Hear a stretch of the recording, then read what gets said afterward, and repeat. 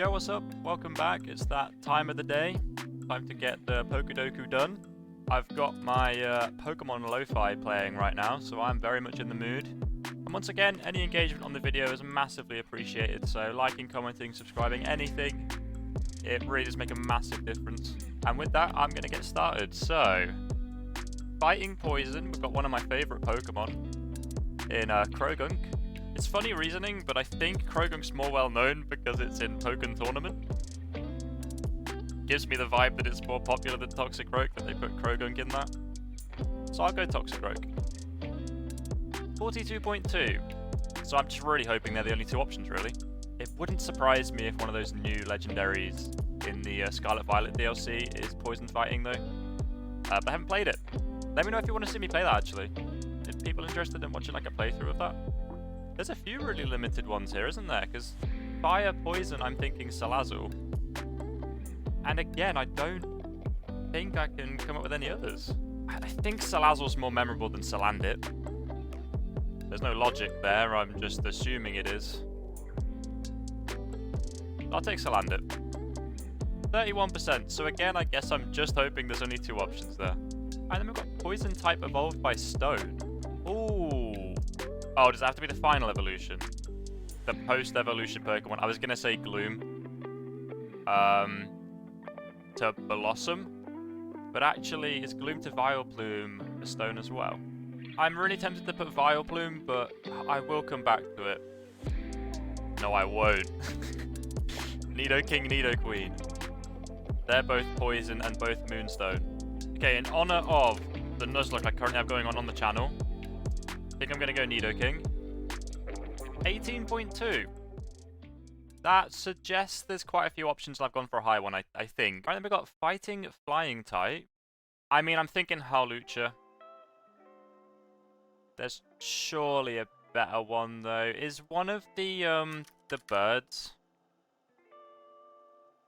Fighting Flying? Is Galarian Zapdos that type? I didn't play this DLC very much. I don't know if this is right, but I think Howlucha's going to score really high. So I think I might as well. Might as well go for it. 20.3. I'm sure that scored better than Howlucha. Right then, Flying Fire. Now this is a bit of a Pokedoku-brained play. I'm just aware that quite often when this comes up, Oricorio's pretty low down on it. Pokedoku's been going for a little while now, though. I wonder if this is going to be quite a common answer. 7.8, it's still quite low. I don't think there'll be anything better than that for Fire Flying. Right, and then was evolved by Stone Flying type. So there is Togekiss, which is a Pokemon that I absolutely love. Let's see how we do. See how we do with that. I don't think it'll be a bad answer. It's a terrible answer. I guess I just have to hope there's two options, otherwise I've really missed out on some points there. On the Howlucha square, the Fighting Flying, I was thinking, you don't want to go for the first of its kind. And I think that was the first Fighting Flying type, so people like me who've played Pokemon for a long, long time, kind of remember when the first of its kind of thing was introduced. There might be a Flying type that evolves by Stone before Togekiss, but I can't think of it. Right, that takes us to Kanto Fighting type.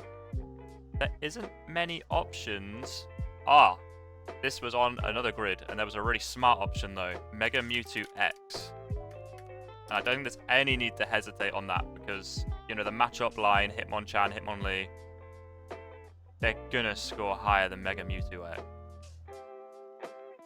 5.5, brilliant. Another Pokedoku-brained play. And we've got Kanto Fire type, so I could go for a Mega Charizard form. There's two of them. I mean, there's Moltres. Would that be a good one with Fire Flying being on the grid? People might have already used Moltres. They could have also used Charizard, though, actually, so that I'm going to go Mega Charizard. I'm going to go Mega Charizard Y, which I believe is Fire Flying. Sweet, 3.1%. This is probably the first time ever that I've had a Kanto column that's going to score the least out of the three columns. Was evolved by Stone from Kanto. I think Poliwhirl is a Water Stone, Poliwrath.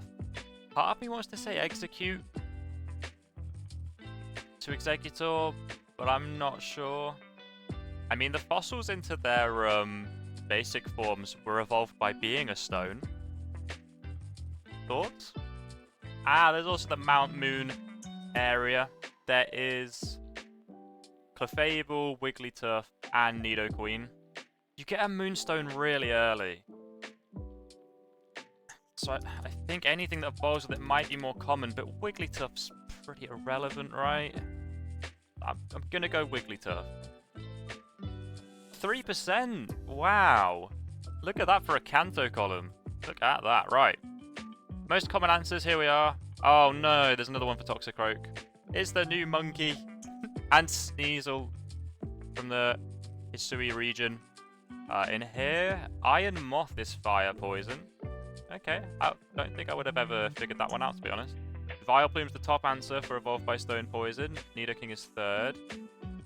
Roserade and Victory Bell are below Nidoking, but they all score similarly, so I'm not too upset. Honchkrow was the other option. Okay, introduced in the same gen then, actually, so both kind of together. Right, and let's have a look then down this right-hand side column, see how well I actually did. So, for Fighting type from Kanto, I got the bottom answer. Oh, G-Maxes count as well. Okay, same as Megas. So the bottom two are some that you could argue shouldn't count, but whatever, right? It's a fun game. It's a fun game, and I can see why they count. Could go either way. And then the same in this one, I did Mega Charizard. In the comments, let me know if there's any other Pokemon-style content you want to see. Maybe there's another quiz you want me to try, since I'm kind of growing off of this Pokemon quizzing content. Thank you for watching.